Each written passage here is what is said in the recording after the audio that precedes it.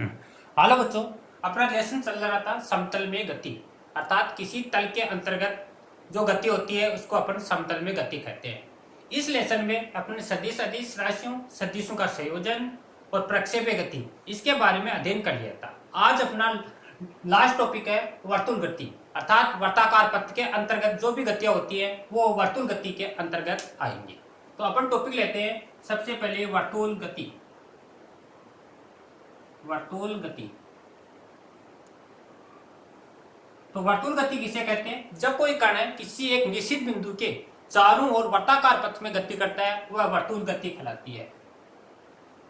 किसी निश्चित बिंदु के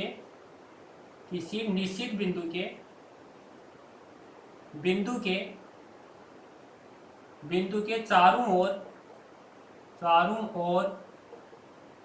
होने वाली गति वर्तुल गति कहलाती है। जैसे एग्जाम्पल देख तो नाभिक है, नाभिक के चारों ओर इलेक्ट्रॉन की गति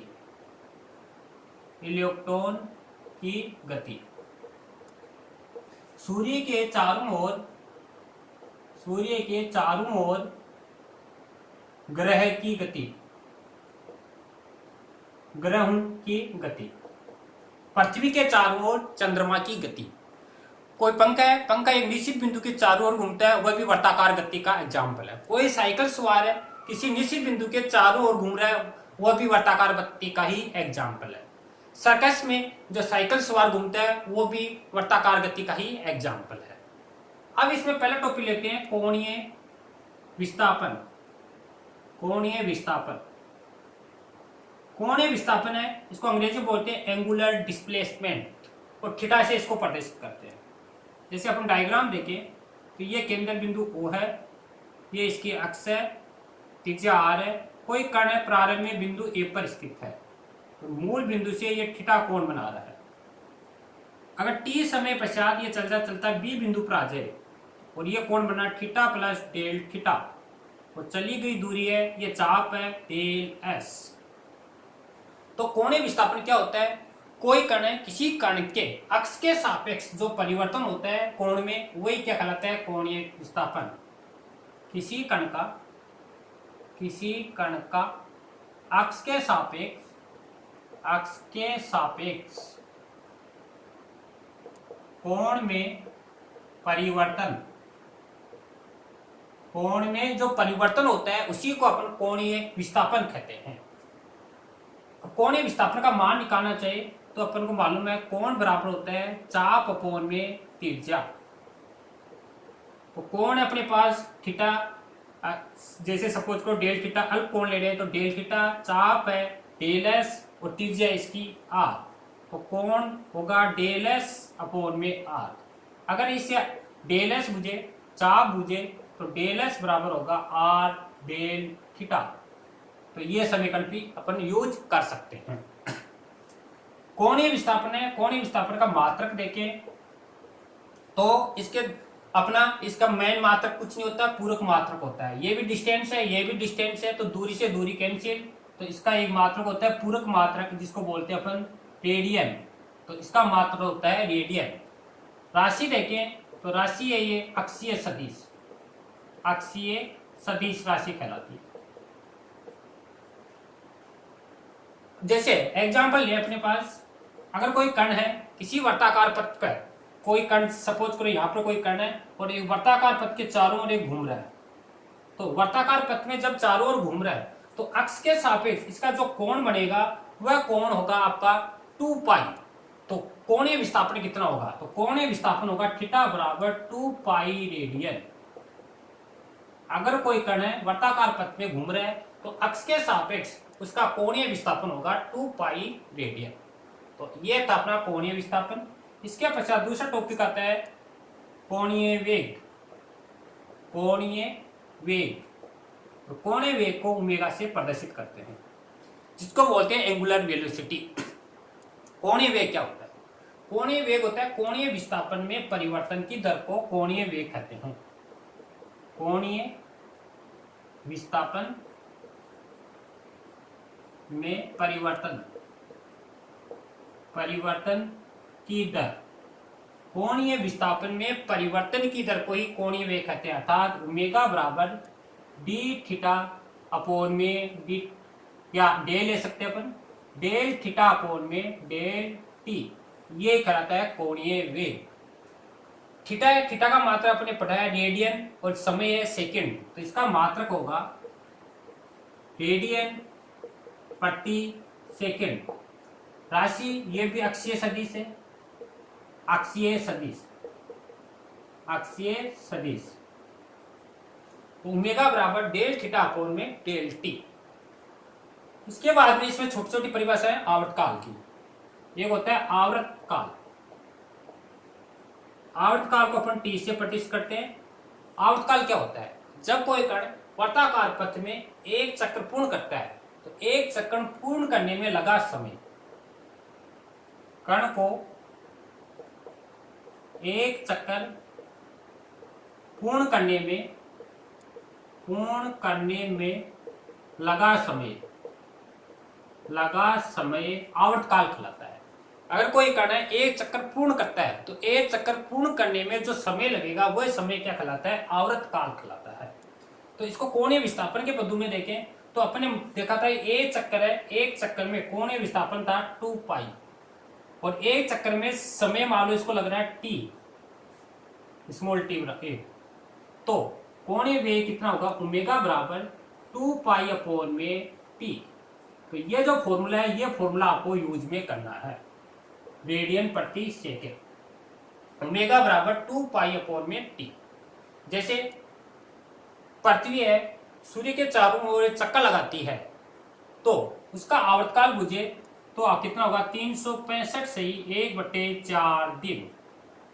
तो इस तरह अपना आवर्तकाल ज्ञात कर सकते हैं। आवर्तकाल को यहां पर रखना है और इससे कोणीय वेग ज्ञात कर सकते हैं।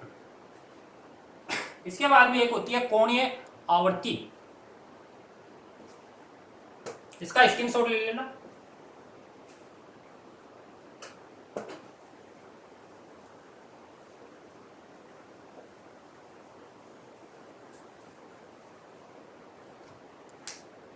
इसके बाद में इस पर आधारित एक मोस्ट क्वेश्चन है, काफी मोस्ट है, हर बार एग्जाम में पूछा जाता है, कोणीय वेग ज्ञात करो।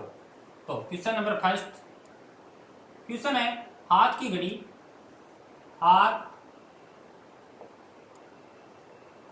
घड़ी के मिनट की सुई का कोणीय वेग याद करो।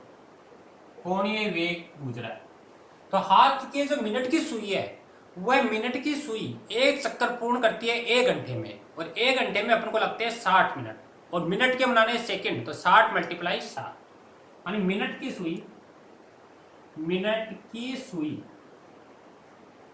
1 घंटे में चक्कर पूर्ण करती है, अर्थात इसका जो आवर्तकाल है टी कितना होगा? 1 घंटा, और 1 घंटे में कितने मिनट होती है? 60 मिनट, और 1 मिनट के सेकंड बनाएंगे तो 60 से और मल्टीप्लाई कर देंगे तो ये आएगा 3600 सेकंड। अर्थात हाथ की घड़ी है, उसके मिनट की सुई है, मिनट की सुई एक चक्कर पूर्ण करने में 3600 सेकंड का टाइम लेती है। अब इसका कोणीय वेग मुझे, तो ओमेगा बराबर होता है 2 पाई अपोन में टी, तो 2 पाई अपोन में टी की जगह रखेंगे 3600, तो 3600 से जो रखेंगे तो 2 से 2 कैंसिल, तो यह आएगा ओमेगा बराबर पाई अपोन में 1800 रेडियन प्रति सेकंड। तो यह हर बार एग्जाम में आता है, हाथ के घड़ी के मिनट की सुई का कोणीय वेग ज्ञात करो, तो ओमेगा बराबर पाई अपोन 1800 रेडियन प्रति सेकंड। दूसरा आता है क्वेश्चन, सेकंड की सुई का, सेकंड की सुई का कोणीय वेग ज्ञात करो, कोणीय वेग। अब सेकंड की सुई है, सेकंड की सुई एक चक्कर पूर्ण करने में 1 मिनट का समय लेती है। सेकंड की सुई एक चक्कर पूर्ण करने में 1 मिनट का समय लेती है। और अपन जानते हैं 1 मिनट है, 1 मिनट में होते हैं 60 सेकंड। तो इसका आउट कितना आ गया, t बराबर 60 सेकंड। 60 सेकंड में एक चक्कर पूर्ण करती है। तो ओमेगा बराबर 2 पाई अपॉन में t बराबर 2 पाई अपॉन में 60, 2 से 2 कैंसिल, तो ओमेगा बराबर पाई अपॉन में 30 रेडियन प्रति सेकेंड। यह आपके हाथ के घड़ी के सेकंड की सुई का कोणीय वेग। तो ये 2 क्वेश्चन थे, काफी मोस्ट थे, इसका स्क्रीनशॉट ले लेना। इसके बाद में अपन नेक्स्ट टॉपिक पढ़ते हैं कोणीय वेग।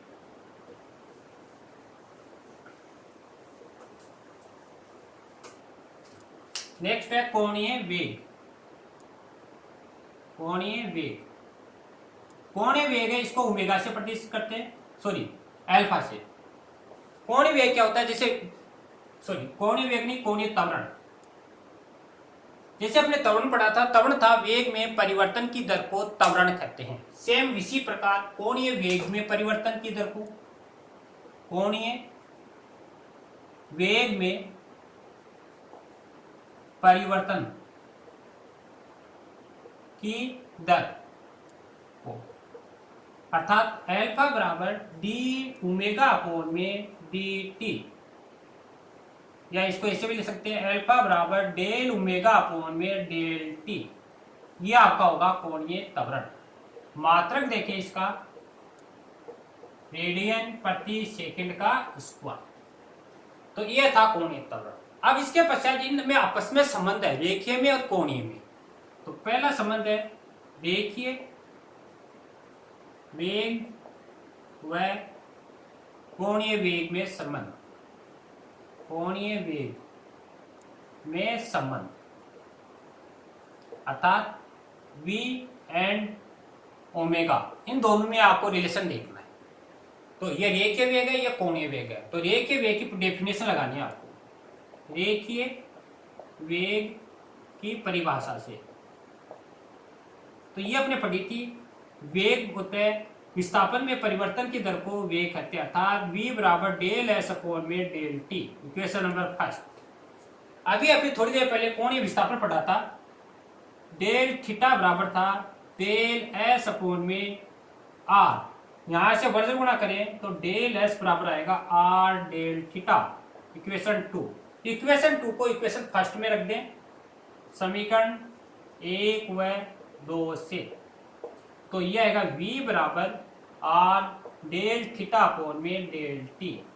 और इक्वेशन थर्ड, ये अपन जानते हैं ओमेगा होता है वेग होता है डेल थीटा अपॉन में डेल टी। तो यहाँ ओमेगा रखें तो v बराबर आएगा आर ओमेगा। ये आपका इक्वेशन नंबर 4। यह है स्पर्श रेखीय वेग और कोणीय वेग में संबंध v बराबर आर ओमेगा।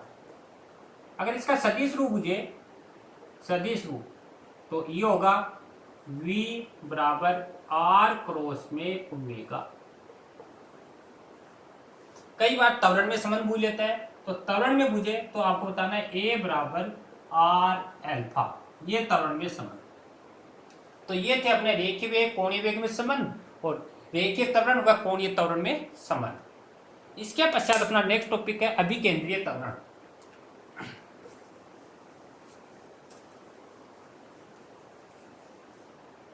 अभिकेंद्रीय त्वरण, अभिकेंद्रीय त्वरण, अभिकेंद्रीय त्वरण को बोलते हैं एसी। अब इसका डायग्राम देखें तो किस तरह होता है। जैसे ये केंद्र O है, यहाँ बिंदु, यहाँ पर कोई कण है बिंदु A पर, इसका स्पर्श रेखीय वेग VA है और केंद्र की ओर इसका त्वरण आपका AC। सेम ये का ये काम, स्पर्श रेखीय वेग यहाँ पर B है, B बिंदु पर, और केंद्र की ओर इसका त्वरण है AC। इसी तरह इस बिंदु पर AC और यहाँ पर VC। इस बिंदु पर देखें तो VD, ये D बिंदु है, ये C बिंदु है, ये B बिंदु है और यहाँ पर AC। तो अभिकेंद्रीय त्वरण किसे कहते हैं? जब कोई कण है वर्ताकार पथ में जब चक्का लगाता है, वर्ताकार पथ में जब चक्का लगाता है तो उसके केंद्र की ओर एक त्वरण उत्पन्न होता है, जिसी को अपन बोलते हैं अभिकेंद्रीय त्वरण। वर्ताकार पथ में चक्कर या घूमते हुए, वर्ताकार पथ में घूमते हुए कण का केंद्र की ओर उत्पन्न त्वरण अभिकेंद्रीय त्वरण कहलाता है। जब कोई कण वर्ताकार पथ में घूम रहा है तो उस कण का केंद्र की ओर जो त्वरण उत्पन्न होता है वह आपका अभिकेंद्रीय त्वरण कहलाता है। और अभिकेंद्रीय त्वरण का मान होता है जब मान लो ये कण है v वेग से चक्कर लगा रहा है, r त्रिज्या का ये वर्ताकार पथ है, तो अभिकेंद्रीय त्वरण होगा AC बराबर v² अपॉन में r। थोड़ी देर पहले अपने देखा था v बराबर होता है r ओमेगा, तो ये वैल्यू इसमें पुटअप करें तब आता है AC बराबर r ओमेगा का होल स्क्वायर अपॉन में r। तो AC बराबर आएगा 1 r 4 कैंसिल r ओमेगा, तो ये आपका आएगा अभिकेंद्रीय त्वरण AC बराबर r ओमेगा या v² अपॉन r। जब कोई कण वर्ताकार पथ में चक्कर लगाता है, एक समान वर्ताकार पथ में जब चक्कर लगाता है तो इसका स्पर्श रेखीय त्वरण टेंजेंटियल बोलते हैं, ये शून्य होता है। उस स्थिति में कुल तो त्वरण है, उस कुल त्वरण का मान अभिकेंद्रीय त्वरण के बराबर होता है। यह आपका कुल त्वरण है या अभिकेंद्रीय त्वरण है। और वर्ताकार पथ में जब चक्कर लगाता है तो केंद्र की ओर जो बल लगता है उसको अभिकेंद्रीय बल बोलते हैं, और अभिकेंद्रीय बल का मान होता है Fc बराबर MAC या mv² अपॉन में r। यह अभिकेंद्रीय त्वरण होता है जो अपन नेक्स्ट चैप्टर में अध्ययन करेंगे। इसके पश्चात अपन देखते हैं, अब इस पर आधारित एक क्वेश्चन देखते हैं। टॉपिक अपन अपने यहां तक कंप्लीट हो जाते हैं।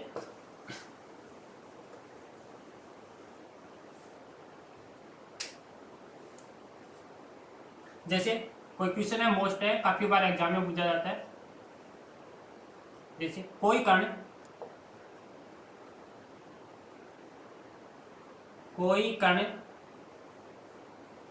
12 सेंटीमीटर त्रिज्या के वर्ताकार पथ में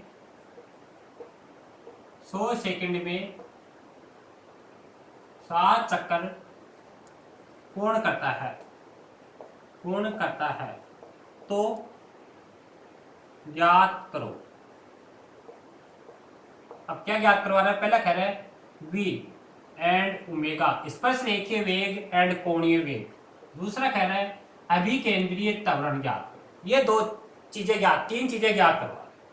तो आपको दे रखा है r बराबर 12 सेंटीमीटर। अब कह रहा है इसका आउटकाम निकालना है पहले, तो ये कह रहा है माने 7 चक्कर लगाता है कितने सेकंड में? 100 सेकंड में, माने 7 चक्कर लगाता है बराबर 100 सेकंड में। तो इसलिए एक चक्कर लगाएगा 100/7 सेकंड में, तो इसका आवर्तकाल है यह आ गया 100/7 सेकंड। अब अपन जो चीज पूछ रहा है पहला निकालते हैं अपना v एंड ओमेगा। तो पहला ओमेगा निकलेगा, ओमेगा बराबर होता है 2π/t। अब अपन को दे रखा है 2π का मान है 22/7 और t का मान है 100/7। मल्टीप्लाई 100 नीचे और 7 ऊपर चला जाएगा, 7 से 7 कैंसिल, मल्टीप्लाई किया तो 44/100 और जो डिवाइडेशन किया तो 0.44 रेडियन प्रति सेकेंड। ये अपना ओमेगा निकल गया। दूसरा पूछ रहा है v, और v अपन पढ़ा है थोड़ी देर पहले, v बराबर होता है r ओमेगा। r का मान देखा 12 सेंटीमीटर, 12 मल्टीप्लाई ओमेगा का मान निकाल लिया 144। जो ही मल्टीप्लाई करेंगे 12 चौक 88 और 48 और 12 चौक 48 52, 0.2 अक्षर है तो यहाँ लग जाएगा और ये आएगा मीटर प्रति सेकेंड। तीसरा पूछ रहा है AC अभिकेंद्रीय त्वरण, और ये अभी मैंने बताया था v²/r या फिर r ओमेगा स्क्वायर। r का मान दे रखा है 12 मल्टीप्लाई ओमेगा का अपने निकाल लिया 4 का स्क्वायर। जो ही इसको मल्टीप्लाई करते हैं तो ये आता है 2.3। ये मीटर नहीं आएगा, सेंटीमीटर में त्रिज्या देखिए तो सेंटीमीटर 2.3 क्या नाम सेंटीमीटर प्रति सेकंड का स्क्वायर। तो इस तरह कोई भी क्वेश्चन दे रखा है को पहले आपको t ज्ञात करना है और t के पश्चात ओमेगा, v और AC ज्ञात कर सकते हैं। तो ये था अपना लेसन नंबर समतल वर्ताकार पथ में गति। इस पर आधारित अपने जो भी टॉपिक है उसका सॉल्यूशन किया और उस पर आधारित न्यूमेरिकल प्रॉब्लम है उनका सॉल्यूशन किया। अगर और कोई प्रॉब्लम है तो अपन नेक्स्ट वीडियो में देखेंगे। थैंक यू बच्चों।